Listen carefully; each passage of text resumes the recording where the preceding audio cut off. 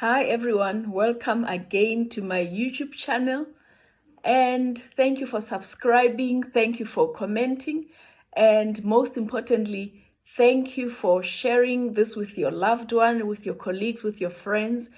Today I thought, let me just be speaking from my inside, let me not speak from the head, let me speak from the heart. I want to share my journey of how I met my husband. My husband is a senior pastor, and when I met him, he was a widower and I was a single parent. Let me tell you, this story is to encourage all the single people out there. I want you to know that with God, all things are possible. And the Bible says, to them that believe, all things are possible. I met him when I was 36 and we got married when I was 36. It was just God ordained. Everything was God ordained. Let me tell you something. When you are single, do not allow yourself to be distracted by worry. Do not allow yourself to be distracted by things of the world, because the enemy, no matter how much you're praying and believing God for a mate, believing God for a partner, after you've done it all, after you've said it, after you've prayed with such vigor, the enemy can still come back to you and he can still laugh at you. I felt that so many times after I've prayed, after I've sang that things will be okay again. I'm going to get married one day, and the enemy comes to distract us. He comes to discourage us. But I want you not to feel discouraged if you are single and believing God for a husband or believing God for a wife. Our church where I was celebrating 7 years, and one of the pastors that were preaching on the day, I think it was on a Saturday, if I'm not mistaken, he shared with us his list of how he prayed for a wife, believing God for a wife, and he listed all these 10 items and he prayed about them, and he told us that he was not going to tell us what he was praying for. The last prayer point, which is prayer point number 10. And I copied his strategy. When I went back home, I locked myself in the closet. I made the same prayer. After writing down my prayer points, God knew I believed him for a godly man, a godly husband, a faithful husband, someone who was not going to cheat on me, someone who was going to love me like Christ loves the church, someone who was going to love my son, someone who was wealthy and rich. That was my prayer point, because I don't want to be poor. I don't think God created me to be poor. No. Anyway, I started making those prayer points, but I had my own prayer devotional. On Monday, I would be praying for something specific, but on Thursday specifically, I would be praying for a husband, believing God for a husband. So I've spent most of the years or months sowing into that. And then on Saturdays, I would pray for pastors and I would pray for church services worldwide to go well. That was me. Thursday, it was just, my prayer for a husband. And I so much believed that one day it will happen. And at the time, it's not like I did not date before, but when I got born again, I stopped dating. When I got born again, I just started living a righteous life. One day, I will share with you the covenant God made with me, the pledge that we together made with him, how I was not supposed to cross certain lines. So even now, I'm living a righteous life in my marriage because I remember what God said to me specifically, and I'm not going to allow myself to be distracted to such a way that I allow worldly things to take away my focus. I'm not going to do that. Anyway, back to how I met my husband. In 2006, we went to Pittsburgh, my pastors and I, and some of the people. And I think in 2007, we went again. It was the second time. We went again to Pittsburgh just before the service started on Sunday morning, Pastor BJ came to me and gave me a prophetic word.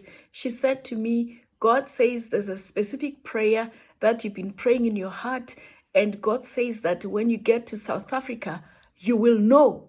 I'm like, wow, I received it. When she said that prayer, I felt so much warmth, and I knew in my heart that this was from the Lord. Guess what? When I got to the airport, OR Tambo, I met two girls. I ministered to them, led them to the Lord. In my mind, somehow, I thought part of what she was saying was me being commissioned, because I really felt a strong urge to work for the Lord, even if I was still in the marketplace, but I felt a strong urge that I should be elsewhere, working full time for my Father. That's the organogram he showed me one day. Anyway, so that was in 2007. Yes, 2007, October. God said, when you get to South Africa, you will know. It took me about 5 months to figure it out. What does it mean? What did he mean by that, And at one stage, we went to a conference in Middelburg in the eastern part of South Africa. Mpumalanga, yeah, where the sun comes, eastern part of South Africa. And I received the prophecy that I see you at a wedding. There's a lot of white roses. Hey, I'm telling you, as I was getting prophetic words, I would be writing these things down. And one day my son said to me, he was still young at primary school, he was saying to me, Mama, when you get married, I'm going to call your husband Papa. I would write it down. And then my mom in the Lord, at work, Mom Sarah, she said, Joy, I see you, my girl, surrounded by many, many women. Hey, I'm telling you, I would write it down. I see you married. I would write it down. My sister Tiny would say, Sister, I see you. I would write it down. Listen, do not despise prophetic words. Do not despise prophetic words. No matter the background you come from, where they say the girls here ain't getting married, or when you look at the bloodline from paternal, maternal side, when you are determined to be where God wants you to be, nothing is ever going to stop that. I am married today. I give God the glory. If it was not for him who was on my side, I don't know where I would be. But let me tell you, I would still be serving the Lord as a single person without distraction, because I was starting to enjoy the company of my Father, and he only distracted me. He only disturbed my program because he wanted me to connect to his program. He knew that somewhere, somehow, there's a church that needed a mother. There's a husband who was now a widower who needed a wife, and he saw it fit that I should be that wife. Okay? Fast forward now to 2007, how we met. It was so exciting.